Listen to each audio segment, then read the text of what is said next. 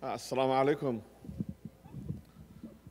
Our next item in the agenda is a panel discussion, and we have three wonderful experts in the field of that we're going to be discussing, which is the identity, the Somali identity, specifically the Somali youth, Somali diaspora youth identity, and the reconstruction of the myth of the Somali clan identity. I will just read brief bios of the three distinguished speakers, and I'll call them to come to the podium first. The first speaker is Sister Fowsia Abdulkadir, and our second speaker is Sister Zaynab Mohamed Aden. And our third speaker is Professor Yusuf Ahmed Noor. Can I have all three of you before you? Sister Fowsia Abdulkadir is an independent researcher out of Canada. She came from Canada and originally from Somalia, as you can see. Sister Fowsia is her research interest is in both international and national. In the international level, she's interest in the gender basis analysis and gender brainstorming, as well as the role of women in governance, democratization, and conflict resolution in the Horn of Africa. In the national context, her research usually focuses on the Canadian society policy analysis, program evaluations, and public sector accountability issues, as well as an immigrant and refugee resettlement issues in Canada and in general in North America. Ms. Abdulkadir has a bachelor's degree in social work and master's degree in social work, concentrating in Canadian public policy, as well as she also have a postgraduate diploma and a certificate of teaching ESL, English as a second language in Canadian schools. Ms. Abdulkadir is an advocate for the Somali youth everywhere, and she's been active for the community, active for a long time. Without further ado, I want to invite and I want to ask you to help me welcome Sister Fowsia Abdulkadir.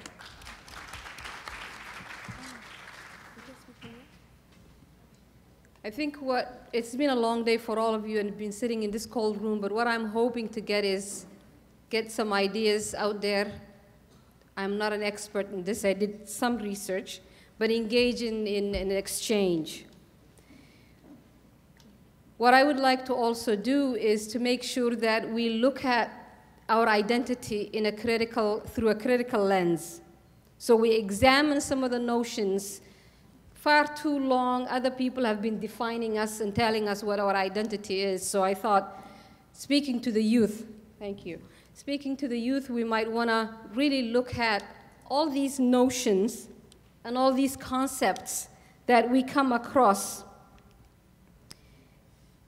The notions and the concepts that shape the discourse around Somali identity. So in other words, let's talk about the elephant in the room. Let's talk about Somali clan identity. Let's demystify it and let's deconstruct it and understand it in a scholarly manner. And let's engage in an exchange so we can learn from one another.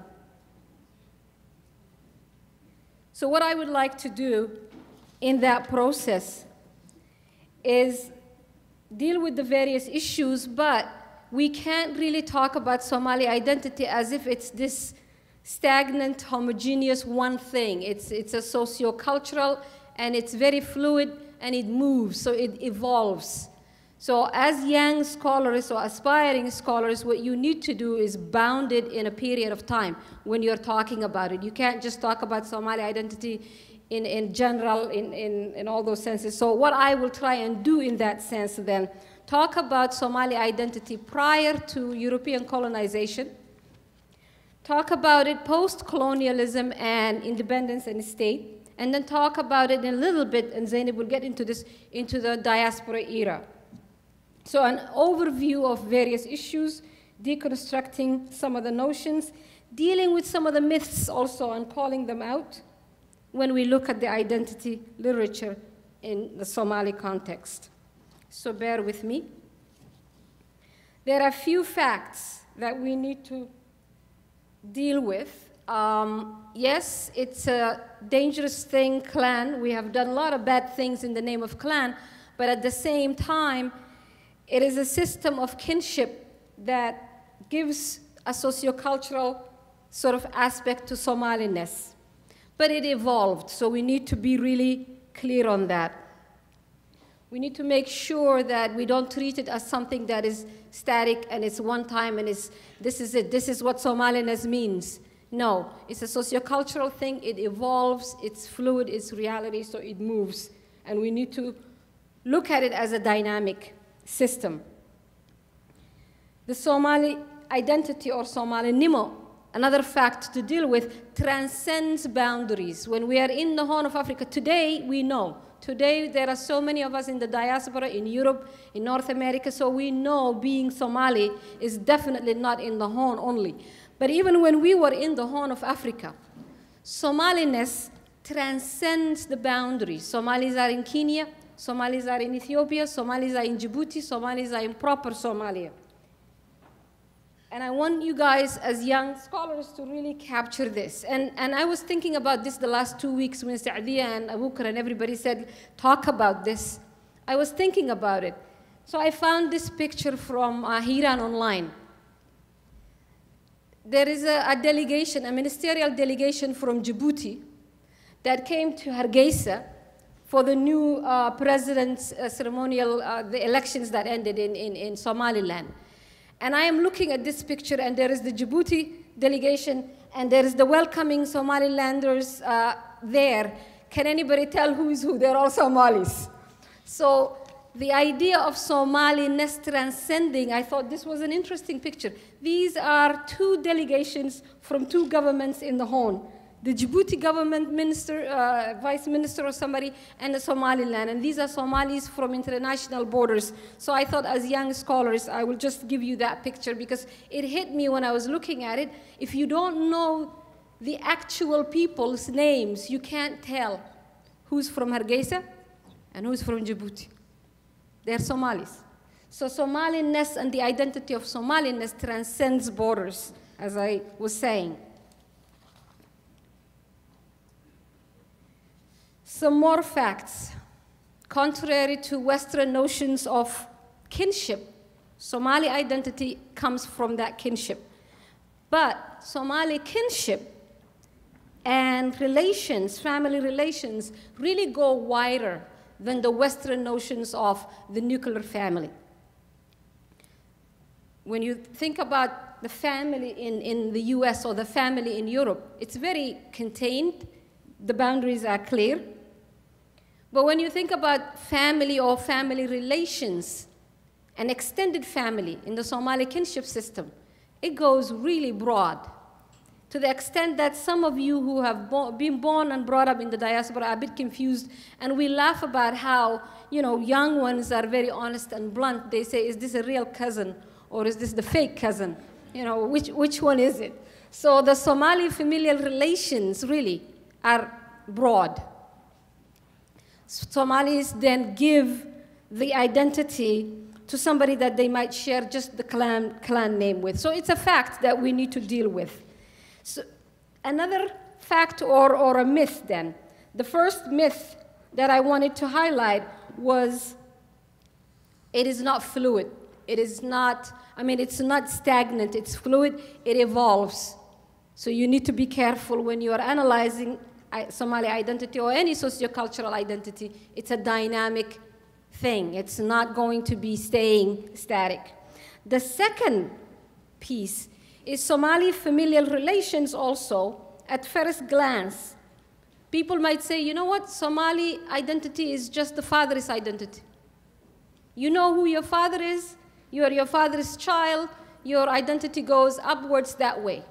It's another myth, because Somali identity really in the Somali kinship encompasses two-dimension relationships, the one from your father's side and the one from your mother's side.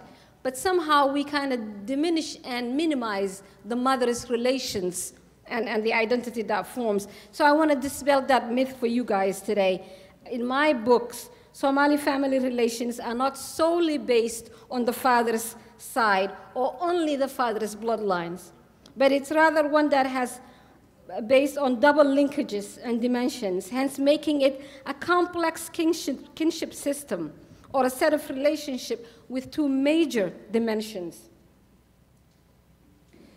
Somali kinship, the way I am repeating it is, it's an integral part of how Somali identity is formed. And it sets out working processes, not only identity, but it sets out working processes for Somali society writ large as well. Mind you, I am underlining this, I'm talking about what used to be. Prior to European colonization, prior to introduction of central hierarchies, we're talking about Somali families in a familial relationships with a social contract. So this is, I'm containing it in that. So it's not really simple. It's a complex system based on 3 pillars, and later on with the governments or dawladnimo, a 4th one comes. One is social relationship system that is called a kinship, and a lexicon of laws generated by the social system that controls it. We're not just a bunch of savages that don't have any processes. There were social traditions and laws that governed Somalis to live together, to live neighborly with one another. And then later on, so that is called dhaqan or hair, right? Later on, we've got the system of governance. I'm gonna have to hurry up. So we've got this twofold social organization. We've got family cells that are qoys or rear. The qoyses come together and they form a rear, which is multiple of families, which then becomes what is called a sub-clan, and then what is called a group of clans, golo, and then into a bigger group of clans that are tall, and then eventually get into the qaran or the nation. So it's not really, you know, it's not that simple as if you're just one family running around all over the place with one single name. All this to say also, it's a myth, and it's based on this mythology that we inherited, so really it's not a science-based. We're supposed to be having some common ancestries, and it's all debatable. So Somali kinship system then has each Somali grouping still built around a myth, common ancestor, which I want to underline has 2 dimensions to it: a vertical relations that come from your father's bloodline, and a horizontal relations that come from your mother's relations, but also come from the marital relations. So we have the vertical bloodlines from your father and the marriage alliances that Somalis used to build when they marry each other. And what I learned while I was doing this is Somalis used to have really a way of not marrying your second cousin or third cousin. You had to have 7 fathers, and then beyond you were allowed to marry. So there was a process where you would marry from either the next rear or the next clan. And in that process, what will be built is what they call marriage alliances that were based on hidden.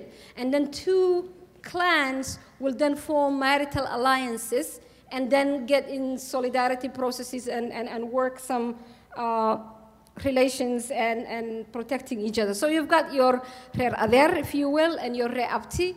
Rear ader being the vertical relationships and the bloodlines, your father, your grandfather, your father's fathers. And then your mother, who comes into the picture through the marriage, and then all her familial linkages then become horizontal. So you've got the vertical, and then you've got the horizontal, where I'm trying to kind of demystify some of these things, but also try and come up with some analogy. And there are some anthropologists who came up with an analogy of a tree. And I am not an artist, but I thought for the young ones in the room, this is what it is: marital relationships and your mother's familial relations become the roots of the tree. If we were to take a tree as the Somali Nimo, as the complete Somali identity, you've got the roots, They might not be visible, they might not be, transparently there, but they're there because they're the roots, your mother's lineages. And then there is your other, and symbolically, it's supposed to be the upper parts of the tree with the trunk and all that. In the Somali kinship system then, you've got that, you've got religion, which is really number one, because our kinship and our hair and dhaqan are really founded and based on Islamic values. Let me try and not waste all the time I have in this background stuff, because there needs to come some. So in addition to then the twofold, the two-dimension pieces, we also have Somali traditional society that develops around age groups, right? There's the cohorts of the same ages will have the same responsibilities, but will also have the same rights. So you would get into social contract or social processes and understanding that people who are in the same age will have the same duties. Gashanqad, for example, the young men who would be protecting the livestock, and this is based on the nomadic side of things. But this transcends on that mode of life. It's all Somalis, I'm assuming. I could be wrong. And then there is also the elders, the gurti, or what they call jilib ulus, which are men mainly, okay? Not women, men. And they would provide advice.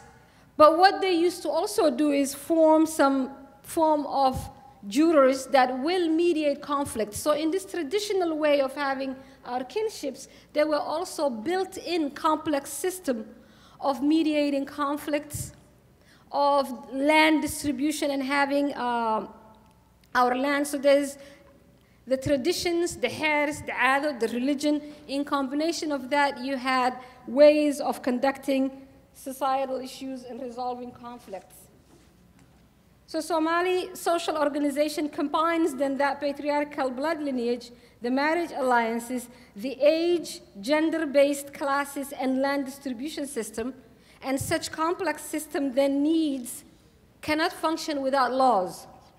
So the dhaqan is the social Somali code or social Somali contract that has been reinforced by Islamic values and the hair. So here we have an entire society that was functioning based on those.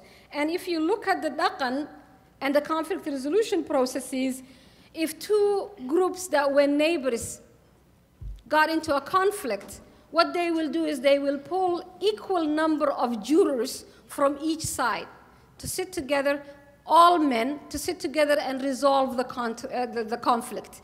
And respect used to be driven from, in part, the wealth in livestock or land you owned, but in major part, how well were you able to resolve conflicts as the elder or as the advisory group that were from that neighborhood or that were from that area. So there was a lot of respect that used to be driven from how well conflicts were resolved amicably without really oppressing anybody else. And I am talking about prior to European sort of colonization. And in that, people were always constantly negotiating and renegotiating these processes. So there was no hierarchies that were imposing on things. If the two major groups that are in war have had really severe conflict that cannot be mediated from the jurors that are from each group, then they used to go and ask a third group, a third tribe or a clan, and they will have what is called ergo to be sent so that a new group that is not involved in the conflict will come and mediate that conflict. So there were inherent processes and ongoing negotiations that were part of the Somali kinship system. So here is another myth for those young people who want to understand some aspects of Somaliness. Somalis We have gotten a lot of anthropologists and a lot of non-Somalis articulating how we are all clan-driven people. We all are at war with one another. We fight each other. There has never have been a peaceful Somalia. No, people get into conflicts, but Somalis had traditional ways of resolving them. So here is another myth. Somalis are really egalitarian. They don't like rules. They don't like to adhere to rules. None of that I don't buy, okay? Somalis know that they could not survive in the harsh climates without individuals and communities working together. Abukar Arman talked about working together. Sheikh Shakib talked about working together. We knew this. Our ancestors knew this, and they used to talk about it. So in the sense that there are a lot of negative aspects of clan, but the positive things in the absence of a welfare state, Somalis had a communal welfare here that took and protected one another, that did qaran or compensated to each other. One of the things that I learned from my grandfather and father was an amazing term that is called Mora Laga Irman. So how many of you young ones are familiar with Mora? Mora is, if you will, the stable or the barn for the livestock. When you have livestock, and they all give birth and there's a lot of milk, there are some people who don't own livestock. Somalis will give out a cow or a camel to a family that do not have that. And the tradition is such that you keep that one cow and you use the milk.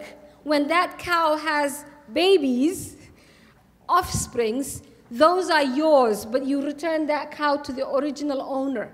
This is a traditional Somali concept of sharing and distributing the wealth. So, okay, I have to wrap this up. But what I am trying to underscore, and I can't do justice to this topic in 15 minutes even, but what I'm trying to show you is prior to all these centralized hierarchies of craziness, we had ways to negotiate and renegotiate processes. Post-colonial Somalia, some of us had the opportunity to grow up in post-independence Somalia when Somalinimo and collective identity and respect for Somali nationalism was thriving, 60s, 70s. We were mainstream, you know, we talk about mainstream and me and the margins in diaspora, we were mainstream. We were at the peak of state building. So there was positive era and respect for nations. I'm gonna wrap this up. But we also have taken it far. We had dictatorship, brutal dictatorship.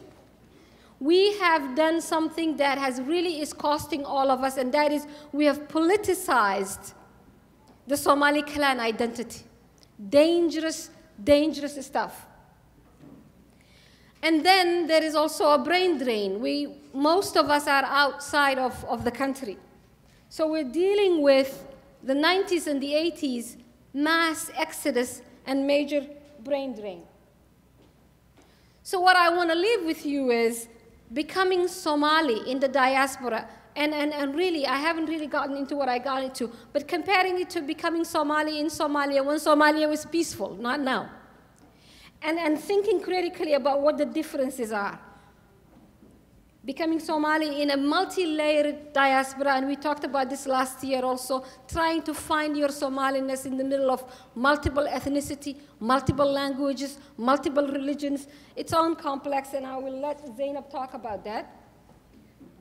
But Somali identity also suffered because it has been framed by outsiders.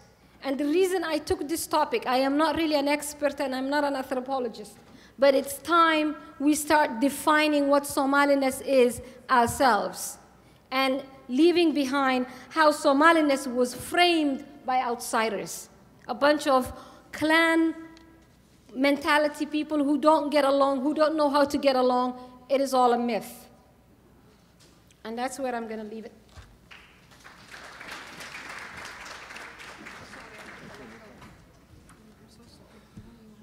Thank you, Sister Fowsia. And we have two other speakers. I'll ask them to be short because we want to give you an opportunity to ask questions and comments. because these two areas and subjects that we are discussing in this panel, which is the Somali identity, especially for the Somali youth and Somali diaspora, and the reconstruction and the myth of the Somali clan system, is something that the youth should take seriously and probably work in their schooling and see if they can do further research in this area. And without further ado, I want to also invite now Sister Zaynab Mohamed Aden. Sister Zaynab is a Washingtonian. She's a freelance writer. She's a winning writer and mixed media artist born in Washington, D.C. Primary poetry and Arabic calligraphy has the mode of the travel along the intersection of her identity as an African woman practicing Islam, born and raised in America. She serves as an associate editor for the Words Beats Life academic journal of hip hop and has been published in anthology Tornado Children, a production of Post Ills Press. Ms. Aden cites community involvement as one of her utmost personal values and especially committed to the cause of the inner city Muslim Action Network. And if you guys don't know that organization, please do research. They do a wonderful job in all of the inner cities in the United States. I happened to be participating in one of their events in Chicago this past month, June, with my daughters, and it was a wonderful opportunity. Please look into that organization. And without further ado, I will invite Sister Zaynab to give us some presentation. Thank you.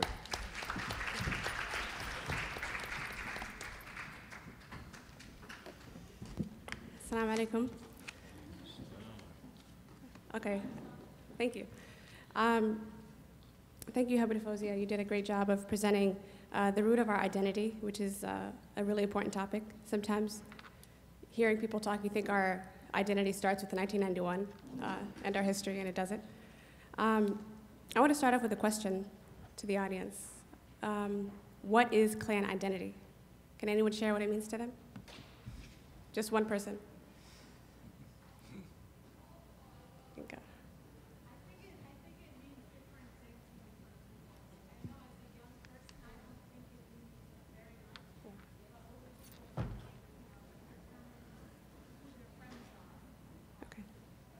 So she said it means different things to different people, and as a young person, it doesn't mean much, but to older people, it might mean something, right? There are many definitions on identity, and I'm going to just share one that I choose to, that I use. Surah Hujurat, which is Surah 49, Ayah 13. O mankind, we have created you male and female, and have made you nations and tribes so that ye may know each other. That's it. It's very simple. The reality for youth who were born and raised here, who came recently, and everything in between, is that identity means many different things based on your experience. It could be a positive or negative thing. People develop a double consciousness when they're alienated, and historically there are many examples of minority groups who are not always people of color struggling with identity issues and facing a double consciousness. And I'm going to define double consciousness here. W.E.B. Du Bois, civil rights leader, a Pan-Africanist, as well as sociologist, defines it as the following. Double consciousness comes from African Americans viewing themselves, individually and as a group, through the eyes of the society they live in. Du Bois said it is always looking at oneself through the eyes of others, of measuring one's soul by the tape of a world that looks on in contempt and pity. This produces what Du Bois calls a two-ness, an American and a Negro, two souls, two thoughts, two unreconciled strivings, two war body. These two views are often in conflict with one another, as the American view in general has despised and dehumanized African Americans. The struggle, says Du Bois, is that they want to be both Negro and American, without being cursed and spit upon by his fellows, without having the doors of opportunity closed roughly in his face. The question still remains, however, if it is even feasible for an African American to merge into society as both an American and as an African, without being held back or looked down upon. So how does that relate to us as a diaspora, especially the youth? I believe that we face a triple consciousness. As Somali American Muslims, we face an added struggle to maintain our religious identity in a post-9/11 environment where we are targeted by law enforcement and dehumanized by some segments of society. Also, as Somalis, because of the recent political developments in the country, we are further scrutinized and connected to terrorism and piracy. So how can one reconcile to be American, Somali, and Muslim? And if you add to that the clan identity, it becomes another consciousness and a greater division in an already small community. Why and how do young people have a tribe consciousness?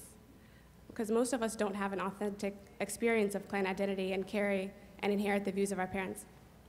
This is, like as Fowsia said, a broad and complicated topic, and everyone's journey is different. Personally, I choose to identify as a Muslim first because it gives me the space to live comfortably at the intersections of all my identities without having to choose one specific one. It is a lasting identity. For third and fourth generation Somalis, not everyone's going back home. Will they identify as Somali or American? I think Islam is the identity that is most sustainable and valuable for us all. Those are my thoughts. Thank you.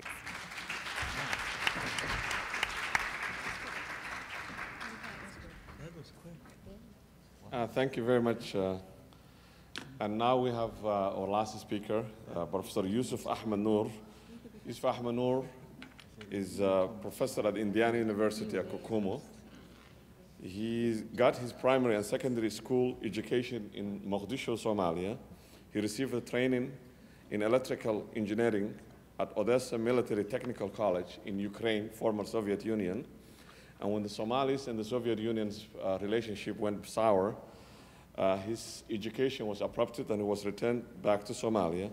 And luckily, he got another scholarship to go and finish his education in electrical engineering in Egypt's Military Technical College in Cairo, Egypt.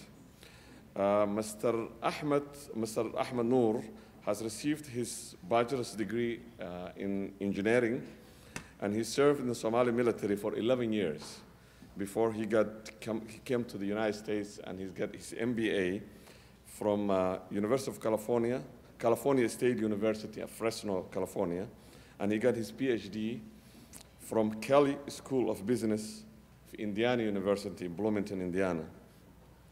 In his specialties in his PhD was in strategic management. Mr. Yusuf Ahmed Noor now teaches strategic management and international business at Indiana University at Kokomo.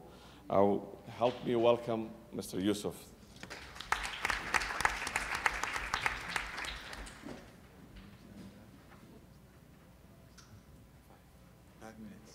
Five minutes. Assalamu alaikum.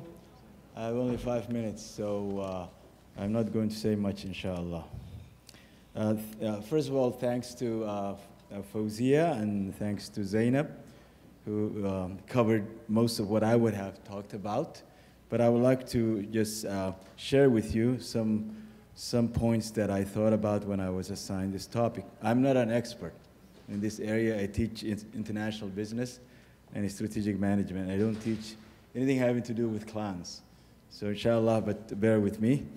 I would like to start with the same verse that Zaynab started with. She recited it in English. I would like to recite it in Arabic, in the original Arabic, and share with you thoughts on it, which not only will clarify some of the points that we're going to talk about, but also will tie well with what Abukar mentioned about the injustice that we've been doing to one another, which is also related to the clan system that we use, inshallah. Now, the verse is the same verse that Sister Zaynab mentioned. إِنَّا خَلَقْنَاكُمْ مِنْ ذَكَرٍ وَأُنْثَى وَجَعَلْنَاكُمْ شُعُوبًا وَقَبَائِلَ لِتَعَارَفُوا, and concluding, and a lot of times, unfortunately, Muslims don't pay attention to the concluding part of the verse. And I suggest to always look at the concluding part of the verse, and it says, "Inna akramakum 'indallahi atqakum." And that's what I want to spend the few minutes I was given on. The verse clearly tells us that we really have no choice on clan identity or family identity. That's the way we're created. We name things and we name each other. And so families are named, and as families grow, they become clans, and those clans become, when they grow again, they become nations. And that's the way God created us, that's how we recognize one another. So there's absolutely nothing wrong with belonging to a clan, belonging to a nation. What's wrong is to use that, is to abuse that, and to use it for purposes that it was not intended for. That's what's bad. So in the Somali context, or in the, so we wanna, the verse clearly separates or distinguishes between clan and clanism, or in Somali, qabil and qabyalat, or tribe and tribalism. Oh, I'm sorry, switch to Somali. We use all of those terminologies. So qabil, or the clan system, there's absolutely nothing wrong with that. You have, that's how you identify yourself. It's just a big family. And unfortunately, as it was pointed out, we use only patriarchal lineage. So we only retain the names of our forefathers, not our foremothers. You know, consider this. My name is, if we were like the Hispanic people, you see the Hispanic people here in the United States, they use both parents to identify themselves with. So you will see hyphenated family names. And if we were using that, I think things would have been really different. Take my name, Yusuf Ahmed Noor. Noor is my grandfather. If my mother's lineage was added there, I would have been named Yusuf Ahmed Noor Galal. That was my mother's maiden name. That would have really made a lot of, I think it would have confused the Somalis so much that we would have lost track of what we are talking about.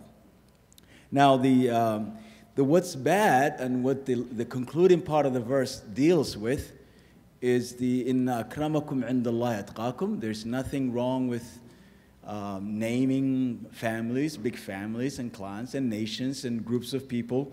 That's fine, but keep in mind that you don't use that to evaluate one another. And that's really abusing it. When you use it to evaluate one another and doing injustice or committing injustice to others based on those identifications, and that's the thing that, the point that Abukar was talking about, that's when you abuse it. As long as you're using it to identify, it's the same as Somali, being of a particular clan, there's nothing wrong with that. So the wrong thing is to use it as qabyalat or clanism or tribalism. And we have, the fact that that's not good has been established a long time ago. The Prophet himself, alayhi salatu wassalam, talking about tribalism and clanism, da'uha fa innaha mumtina. You know, he said, leave it because it stinks. And you know, you see it now, how stinking it is.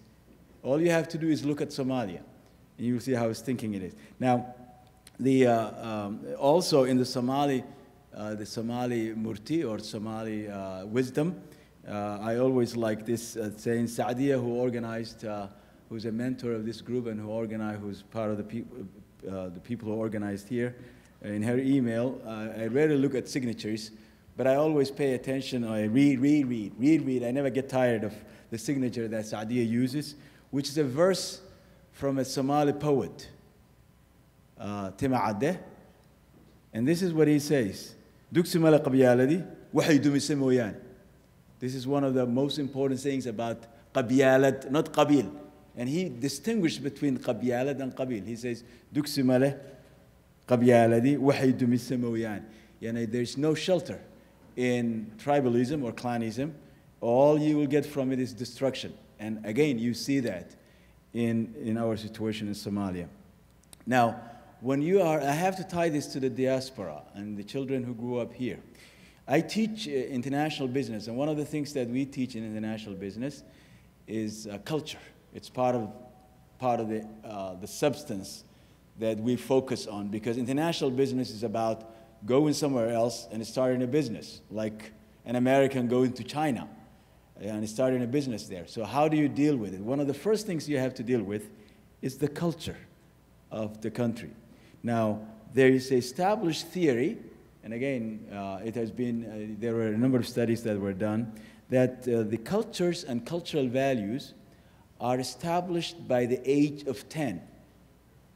Wherever you are, by the time from 0, by the time you're born until you're 10, that's when your cultural values and what you value most and how you identify yourself and what's more important, what's the most important thing for you, that's when it's established.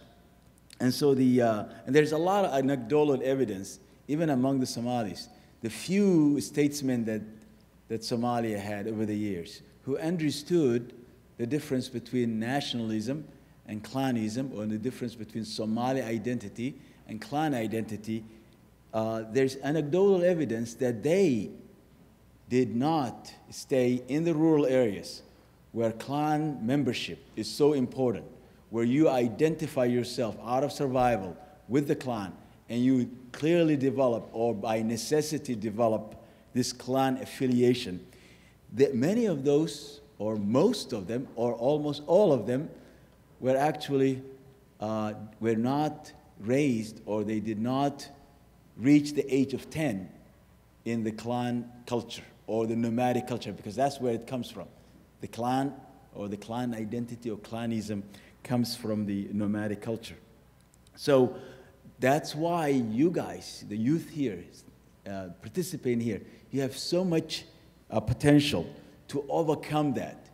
You know, your parents may not be able to do that because maybe their values were already set in stone from the age of 10.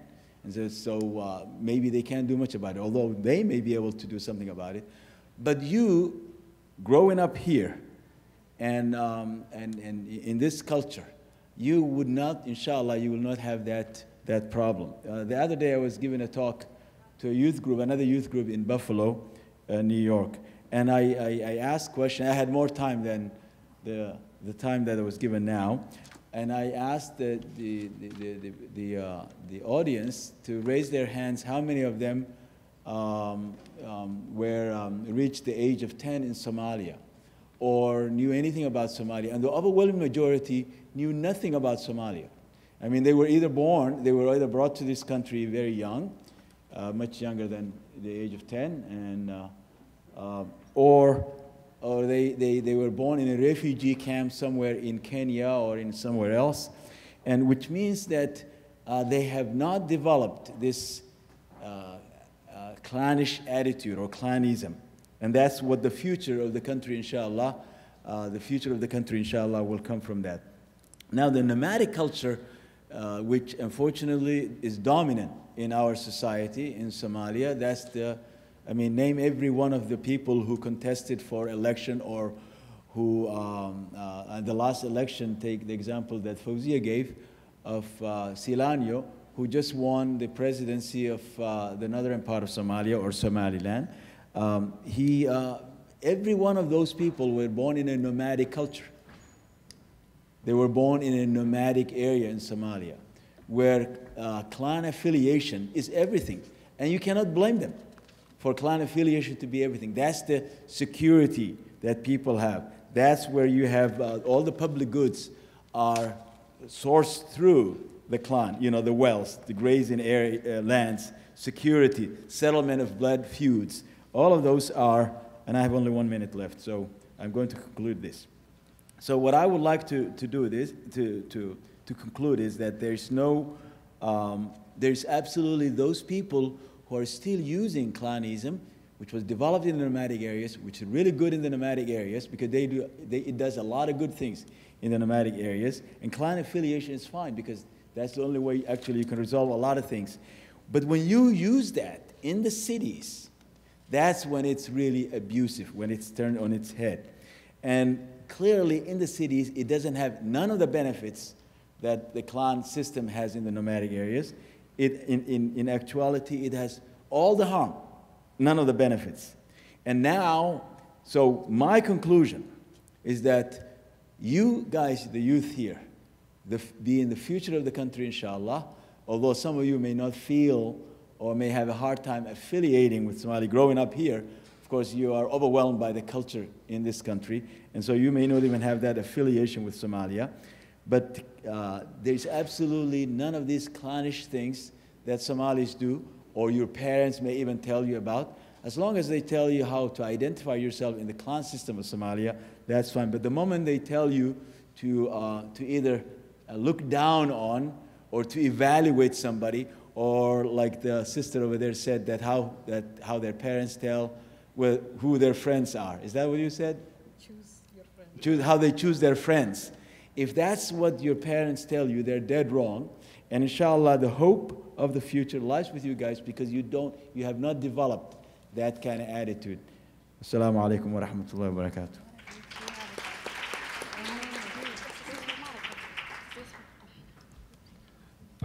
Thanks to Brother Yusuf, Sister Fowsia, Sister Zaynab.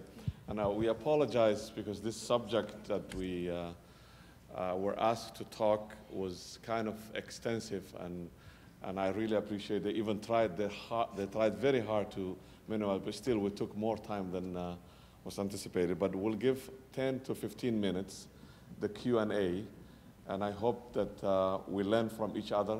And I really appreciate that the preparation they have put, an effort they put into the subject.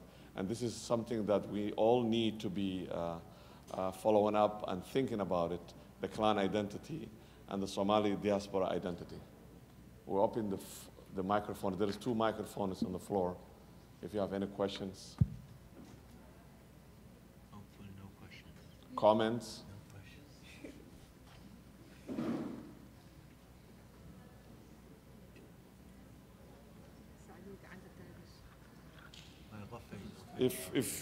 If I repeat the title was the Somali Diaspora and the Deconstruction and the Myth of the Somali Clan. And I think if you look carefully, the first part concerns the youth, because there's how you identify yourself. And you heard the lectures by all the 3 speakers, how the difference between the youth that were born and raised in the diaspora and the adults, people like me, who came already grown up into these countries, how we are different in identifying ourselves. Sadia was raising her hands. No, there's... Bismillah. Okay, go ahead.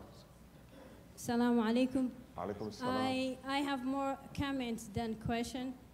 Actually, it was very nice. It's good to know these kids, where they come from and who they are. But I spent last year and 3 months, 1 year and 3 months in Mogadishu working there. So I would just want to make a comment. Right now, at the moment in Mogadishu, there is no more clanism. There's more interest.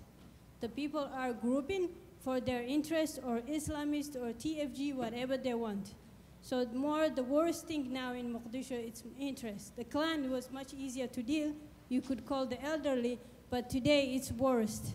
So that's what a comment I want to make. Thank you. Thank you very much. But I want to ask Brother Yusuf, Professor Yusuf Noor, to comment, because I did not mention in the introduction, but Yusuf is also an Islamic scholar. So. On the issue of now, clanism has been changed now into the sectarian, religious sectarian. I totally agree with the sister, totally agree with her, but still they use clanism. They use it as a vehicle to attain their interests. And part of my talk was actually about that. That it's really, it was never really about the clan. And think about the time when it was at its worst. You will find out that the clans were not really benefiting from all this clanism. It's the individuals who benefit from it, not the clan themselves, even when it was at its height. And so that's a well-taken point, and I totally agree with the sister. It's all really interest, and it's all about resources, and the religion part is exactly the same. Those who are now using religion for their own self-interest, and the clan was in the same position before. I totally agree with you. Sister Fowsia, if you want to say something. Yeah, I just want to agree with the professor here. The problem is when you politicize anything or bring that interest group mentality into it, what happens is they hijack the names. Yeah. They hijack the clan name, Yeah. and now it's a religion that is hijacked. Yeah. So what we need to understand, and the reasons that we kind of said deconstructing some of these things, is the discourse seems to simplify things. Oh, they're fighting along clan lines, or they're fighting along religious beliefs. No, these are interest groups, and they have specific agenda, or they are implementing somebody else's agenda.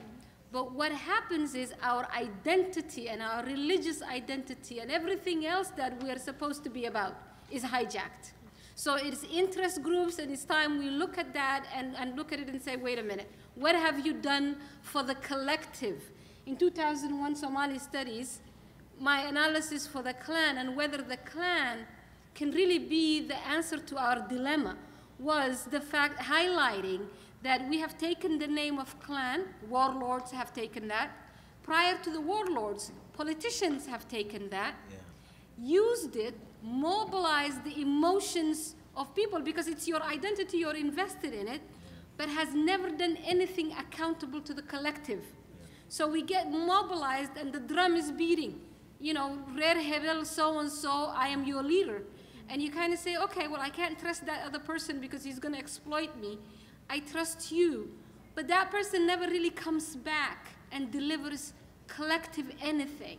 So what I was trying to talk about in 2001 was if we are going to, as Somalis, use our clan identity in the political arena, then I need to have a process where I have a recourse and I can disengage from my cousin when I don't agree with his politics. Because once you take my name and you implement a political agenda that I do not agree with, I have no recourse. In political processes in the West, you can go with the liberals or you can go with the conservatives, or you can, in Canada, you can go with the Socialist Party. In Africa, when your identity is politicized, there is no recourse. I am liable now for a bogus clan identity and somebody is committing crimes under that name. So it's time we took that back and say, wait a minute. Political arena and my identity need to have a process. You can no longer hijack my identity. And that's why I kind of said, let's deconstruct this. Because the discourse between the outsiders who tell us Somali identity and Somali politics is all about clans, you don't know how to do anything else but clans, let's divide you along clan lines. And between the warlords who are hijacking the name without doing anything for the collective good, our identity is hijacked. So let's deconstruct it and let's call it for what it is, and let's have a political process, a dialogue process that talks about what have we done for the collective good.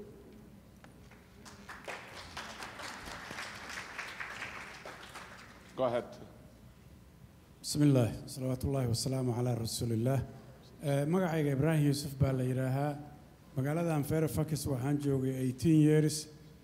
7 years na hadda oo haya ayaan joogay. Waan ku faraxsanahay dad badan oo dhalinyaro ah oo wax bartay in ay maanta meeshaan joogaan.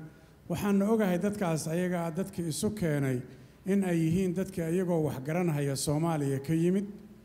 Marka haba la kala dambeeyo da'na waa socotaa malakumowdna haddee age kuma xirna inteenaan hadda ka fakaraysa youthku inay isu yimaadaan oo maaragtay ay isbartaan oo future-kooda maaragtay laga shaqeeyo haddii aynu dhimanno carruurteennuna aysan af Soomaali aqoonin annagina maanta aanan kula hadli karin ayagina ay kala tagaan oo waa dad professional ah Asia iyo maaragtay Caribbean iyo meel kasta ay u kala shaqo tagaan amaba ay dhacdo dad aanan Soomaali ahayn inay guursadaan identity-ga Soomaaliga wixii lagu garto oo number 1 ah oo annagu leenahay waa language-ka color-ka waynu isu wada egnahay haddaad caawa Kigali ka degto there is a lot of people look like Somali, there is a Ethiopian, there is a Sudanese, there is a part of Egyptian. When we get together, if we don't talk Somali, already we lost our identity.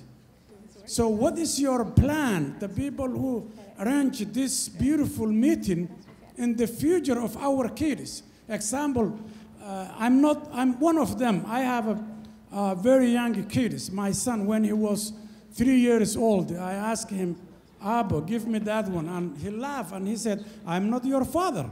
And it takes to teach him in Somali language. It doesn't matter if you call your son daddy or son. There is a lot of young people get confused when old man came and greeting young lady or young boy, and he said, Ader, Satai. And she replied, Nabad Ader. So who is Ader? Everybody call Ader. So it's very difficult in Somali language when you try to even translate in English. So what is your plan? You're doing a good job. In the future, we come here as a family, as a group every other day. But it seems to me we are not going back the way we come here. We are not moving, all of us, as a group or as a family. So we lost it, our culture already. So what is your plan about, so if you're talking Somali identity and you're not talking Somali language, already we lost our identity, in my opinion. Okay. Thank you. Huh? I will give Sister Zaynab to respond to Brother Ibrahim.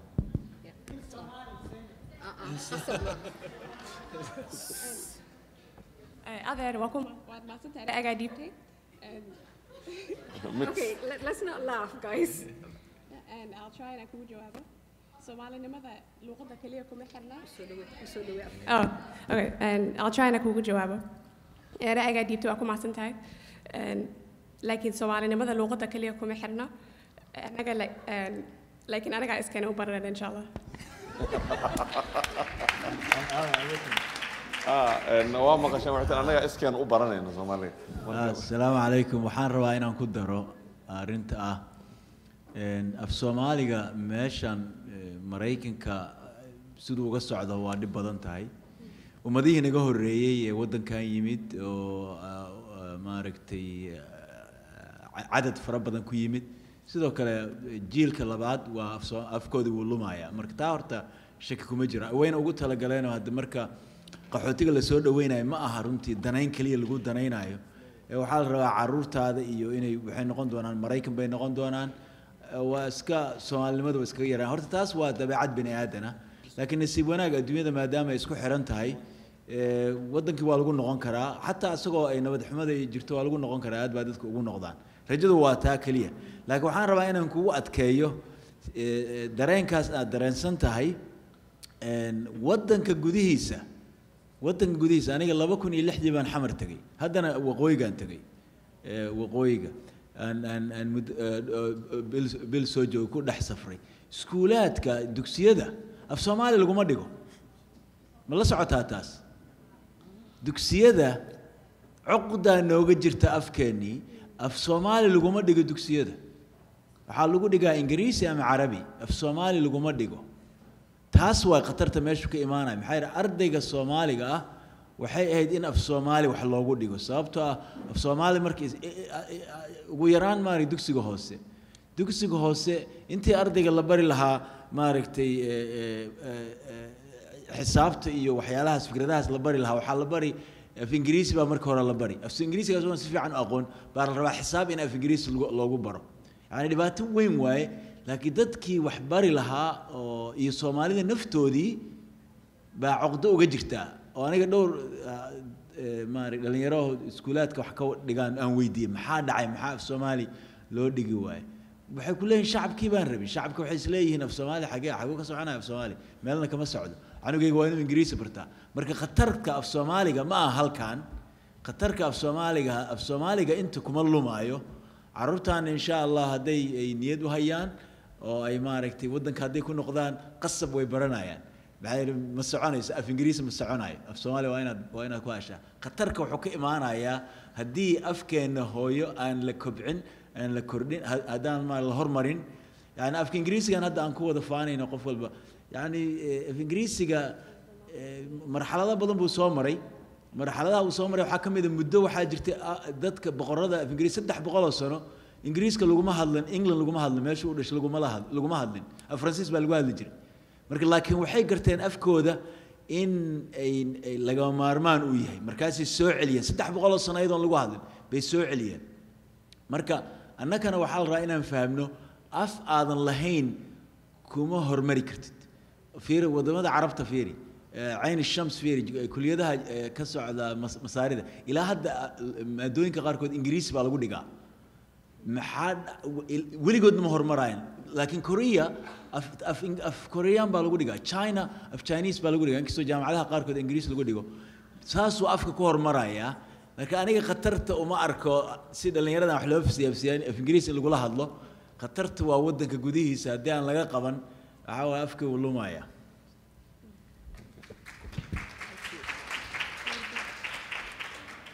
أنا مدبان رأسنا يا وارنتها هدي في Soomaaliga laga tago tala badan inaan la isu keenin baa dhici karta laakiin baan ku daraynaa marka say Zaynab u sheegtay caruurta horta hadii ay iyagu damcaan iskooday u baran karaan af Soomaali oo waa wax xaqiiqa qofka bini aadankay wuxuu isku taxallujiyo wuu baran karaa waxa ka muhiimsan af Soomaali in lagu hadlo waxa weeye aniga saan qabo dad dhalinyaro fara badan baa halkan fadhiya waa wax barasho qofka bini aadanka waxa xoreyn kara maskaxdiisa waa wax barashada afka rabta ku baro Soomaaliya markii af Soomaaliga af Ingiriiska af Talyaaniga iyo af Carabiga wax looga dhigayaan wax ku soo baranay qofka bini aadankii markuu wax barto waxa imaanaya inay maskaxdiisu kobcdo oo maskaxdiisu ay furanto marka the importance of education regardless of what language the danger waa ku raacsanahay walaalkay waa dadka Soomaaliya joogo af Soomaaliga aan wax lagu baraynin horta waa waali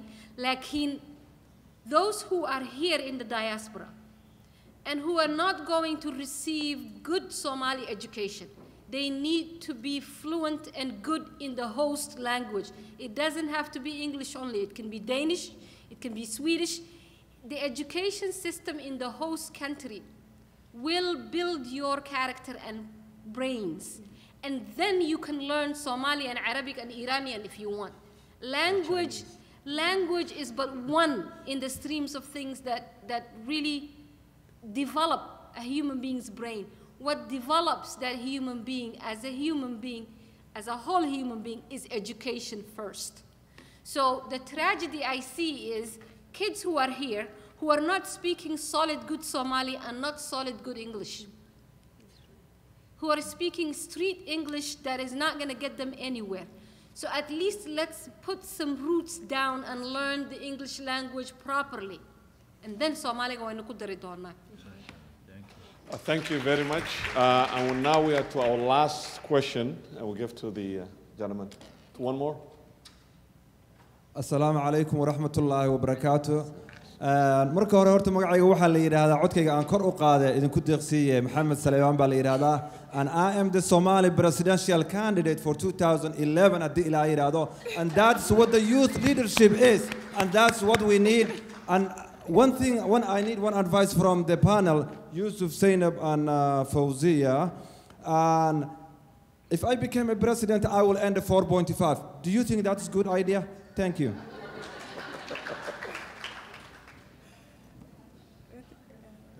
I think.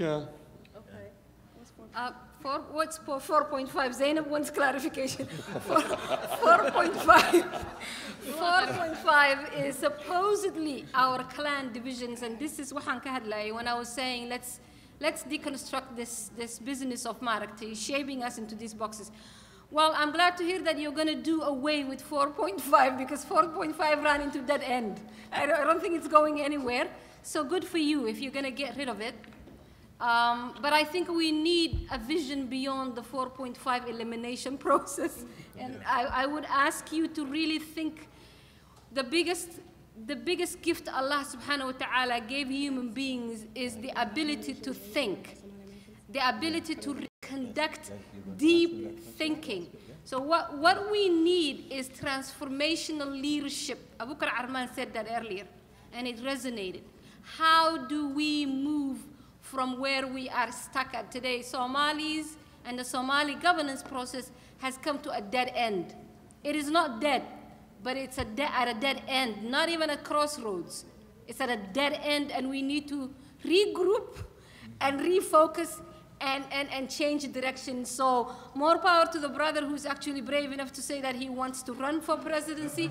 But I want to see, because I don't think I can do that. I would like you to really engage in deep meditation and deep thinking and come up with a new vision.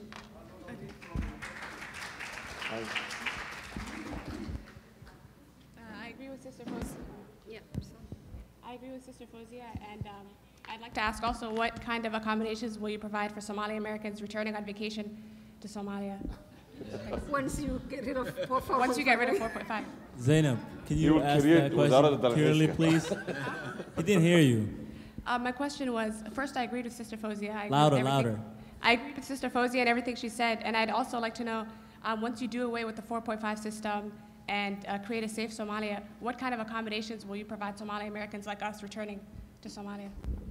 وزارة الدرحيسكا. Zaynab, can you ask again? He didn't understand it. waxay ku dhahday My af Somali. markaad dhammaysid 4.5ka haddaa ka taqalusto kugu raacsanay ku tiri waasha Zaynab waxaan ku raacsanahay Fawziya sida u jawaabtay laakiin maxaa ugu talagashay dadka Mareykanka ah oo aniga camal oo Soomaali raba inay ku noqdaan oo dalxiis u imaanay ma oo dalxiis u imaanay oo dalxiis ku tagaya and Zaynabay marka ugu horeysa waad mahadsan tahay and 4.5 marka aan dhameeyo insha Allah ta'ala shariicada islaamka horta lagu bedelayaa number 2 qolada diaspora people when they come over there we will teach them the Somali language that's what we have over there okay inshallah our last question Abukar waxyaraan ku darayaa assalamu alaikum and I guess in English or Somali English youth for the youth for the sake of the youth I will say it in English you know good for you if you end 4.5 you know we will all be behind you but I don't think you can end it unless you have an alternative plan you know 4.5 was the best they could do okay you have to have an alternative plan that can replace it that's one thing second thing I don't think you can do anything by yourself you have to have an institution behind you you can't do anything you just don't run for presidency and hope that you will be able to make any significant or substantive change. You have to organize an institution that can hold you accountable as an individual. So in the institution, inshallah, will come up with a program that you can follow. But you know, just running as an individual, I don't think that's going to do anything for anybody, including yourself.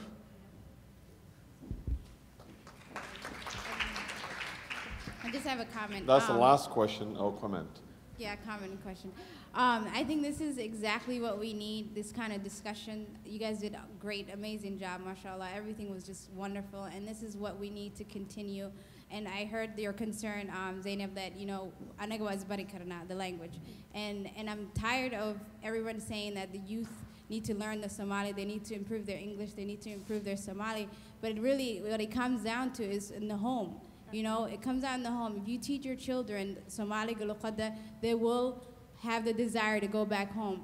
Alhamdulillah, I had the opportunity to go back home in 2008, and I was shocked to see how many Somalis back home understood everything. English, I was trying to practice my Somali, they were trying to practice their English on me. And I was like, what is going on here? They're so connected to what's going on here. They're so, you know, everything is just being English, taught in English, everything, they're Duksi, Arabi, everywhere, and I'm like, well, who's writing our history? Where's our books? Where's Somali? Somali is like literally disappearing in front of our own eyes. So this is the kind of discussion that we really need to continue and talk about. And like, people over there are really frustrated about the people here. And you're thinking about we're losing our language here. We need to think about losing our language and culture back home. That's our main concern. So I think this is a great discussion, and this is what we need to be discussing the whole day. Wallahi, like, this is amazing. So thank you. Thank you. Well, thank you very much. Thanks for the organizers of the conference, and thanks for the speakers.